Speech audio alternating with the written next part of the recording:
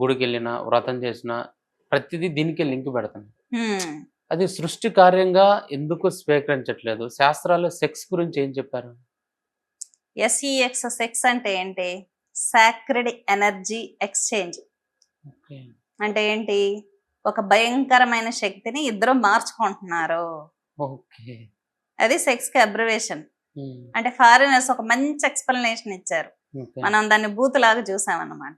హ్మ్. Sacred energy exchange. శక్తిని ఇద్దరు పంచుకుంటున్నారు, ఎక్స్చేంజ్ చేసుకుంటున్నారు. ఓకే. దానికి మనకు తెలుసా అసలు ఈ విషయం ఇలా ఉంటుందని? హ్మ్. అది ఏంటంటే సృష్టి కార్యం అంటే ఏంటి? శివబిందువు. హ్మ్. ఇప్పుడు లలిత త్రిపుర సుందరి సాధన మీరు చేసేటప్పుడు త్రికోణం ఏర్పడుతుంది బిందువు నుంచి. అవును. అవునా? హ్మ్. శ్రీచక్రంలో బిందువు ఉంటుంది. అవును. శివశక్తియుక్త సంయుక్త అంటారు ఓకే. బిందువు ఏర్పడినప్పుడు. హ్మ్. అంటే ఏంటి? శివుడు అక్కడ తెల్లగా ఉన్నాడు, అవునా? హ్మ్. చంద్రుడిలాగా. హ్మ్. అమ్మవారు